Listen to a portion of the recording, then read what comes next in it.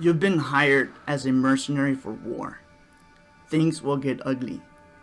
Are you ready to go out to war and serve the country? In this dramatic project presentation film, in a private military war camping based environment, you will experience the hard work and courage of this inspirational film of Private Samuel, a mercenary who is undermined by Colonel Latch, his leader, as he confronts international violence to seek out oil for the near future. Our three subjects of war focus is combat, the effects of war in society, and the moral and human issues raised by war. Interior Military Base Day. Privates get their bags and luggage. Colonel Latch, a tall, strong, intimidating man, stands in front of the base. Private Samuel also packs his luggage. Private Samuel. Yes, sir. Private Samuel stands straight and tall and salutes. At ease, soldier. Have you ever had any military training? Son, because in a couple of weeks, expect not to see the sun rise or set again. I can tell you this, you should master your training on your own. Yes, sir. I'll train harder than anybody here, sir. Good, because you are no soldier. I still don't understand why the president keeps hiring mercenaries to do the soldier's job. Be on right track, son. We're not in the U.S. You wouldn't survive a day in Mexico. Exterior Mexico City Street, night. Samuel walks alone in the dark moonlight. Samuel kicks a rock and softly as it rolls. Samuel stops and stares at the Mexico flag, waving as it holds on the flagpole. He takes a pause and looks around and watches an empty street with a couple holding on to each other. Zoe walks by herself as she passes by Samuel and he smiles at her. Hola, ¿hablas español? Hello, do you speak Spanish? No? Only English? Are you lost or do you need help with anything? Bueno, si no me quieres contestar, está bien. Zoe walks away, but Samuel stops her. Espere, no hablo tanto español, pero te puedes quedar un rato más para disfrutar de esta buena vista. Bueno, está bien. Both Samuel and Zoe are standing next to each other, staring at the city of Mexico. Article 1. In this article, it states the facts of how much America is addicted to hire mercenaries for war. Although United States has the strongest military, there are a few that are private contractors that are not considered soldiers. Interior Ridge's office day. Samuel enters with a check. Ridge is a businessman. Ridge and Samuel share a stare. Can I help you? Yes. I was informed that this is a place to go about my paycheck. Yes, this is the place. Samuel sits down on a chair facing Ridge. You are a mercenary. I expect you to eliminate any Mexican soldier that disrupts my operation. Yes, sir. Why are we here exactly? We don't have any oil. We are here because Mexico is the only country that is left with it. Okay, I can't do that. When do we go out there for war? To get the oil? Is it going to be a danger for the citizens of Mexico that are I do not care about Mexico's citizens. We hire you to keep your mouth shut and do what we hire you to do.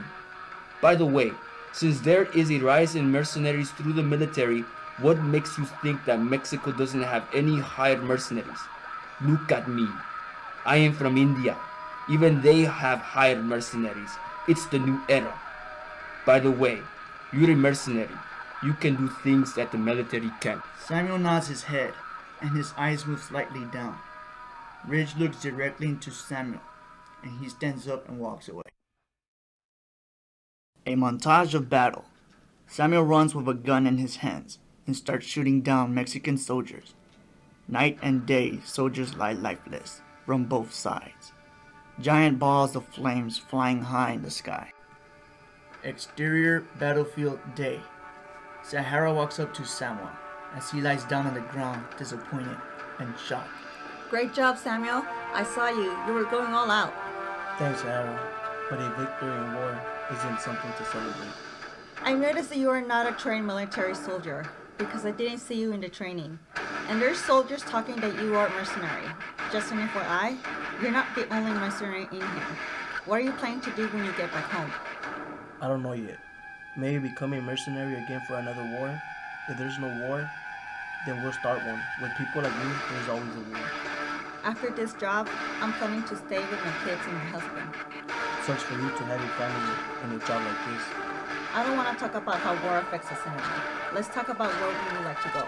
Article 2. Sahara continues to talk with Samuel about their wishes, and it shows how war affects everyone. Mercenaries had always been around since the Middle Ages. In recent years, mercenaries in the military is making a comeback. A montage. Samuel begins to culprit his mortality right away, waking up early, doing drills, training harder than ever, and saving his comrades during battlefields. As the days get darker, by the thick inch smoke, Samuel starts to save his enemies, and in secret, he hangs out with Zoiri. Ridge had noticed Samuel. Interior Military Base Day. On the platform, Colonel Latch stands tall as Samuel sits down at a bench in the dark. Behind Colonel Latch, there is a screen of an oil facility on the presentation. I've heard you're not doing your job like you were hired for. Yes, I have. Well, it seems to me you're becoming a wimp like that Mexican girl of yours. I don't know what you're talking about. Don't know what I'm talking about, huh? Look at yourself. You're not a Mexican. Don't pretend to be one. It seems to me that you are afraid. I don't know why, but you have murdered people before. That's why Ridge hired you. You only have one chance to get this right or you're not going home. Exterior Camping Base Day. Samuel and Sahara are working out on the heat. Samuel's lifting weights as Sahara's lifting her body in the pull-up bars. Sahara stops and walks up to Samuel. What's wrong, Sahara? Tired already? Nah, you know I can hang more. I'm just catching my breath, that's all. So Samuel, I've noticed you disappear at night. Yeah. I have myself a girlfriend, and she is Mexican. I have a strongly different mindset about war, and I don't think I should do this anymore. But Colonel Latch and Rich found out. I need to get these oils and murder Mexican soldiers. My life depends on it. When you are going to war, you should already know your life depends on it. Yeah, I know, but the difference is that if the battlefield doesn't kill me, and if I don't get the oil, then Colonel Latch will. You are in big trouble, man. I can't really help you with this one, man. I mean, do you really want your life to be taken away because of a woman and her people?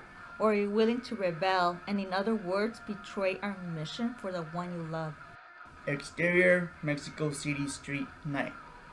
In the dark, with a bluish moonlight, Samuel walks on his own as he turns around and watches his back. Samuel looks forward and continues walking, and Zoiri shows up.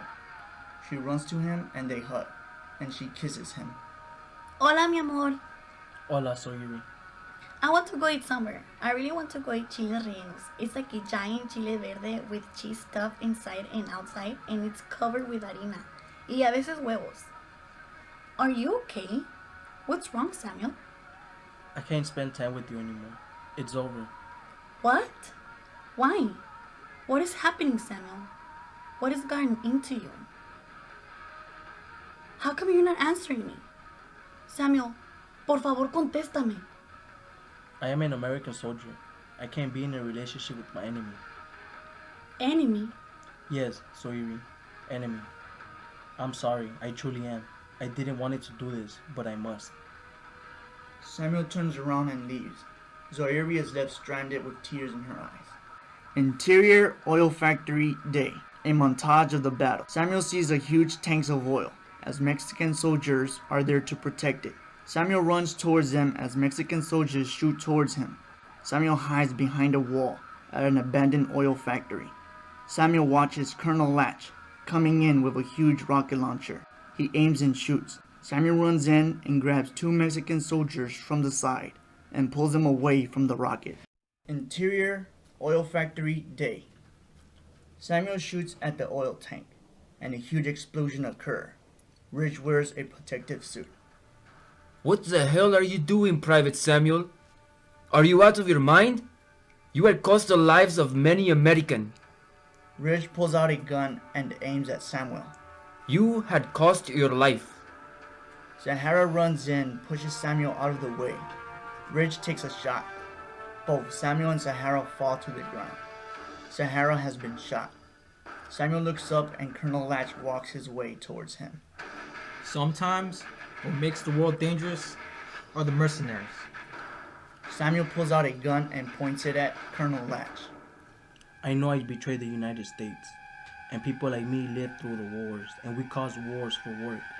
I've been to many battlefields, and I have murdered people for a price. I finally found peace within me. I destroyed the one thing everyone fights for. We don't need these stupid resources to live with. When we have friends, family, and loved ones to live with, side by side, you give me an option, Colonel. I have chosen to make peace with this country and their civilians. Too bad you have never seen peace within yourself. But I can tell you what I see in you, you piece of shit. Samuel stands up and carries Sahara, still alive, and Samuel throws his gun away. Article 3. Mercenaries mean for the world more war than peace. And although war has never been dismissed, mercenaries are making a comeback which will cause wars to be furthermore dangerous. Interior Samuel's house day. Samuel's at his living room, sitting on a couch as he listens to a four-cornered room. Zoe is lying next to him, and their daughter comes in. Yeah, I like to play Barbies. Samuel and Zoe follow their daughter.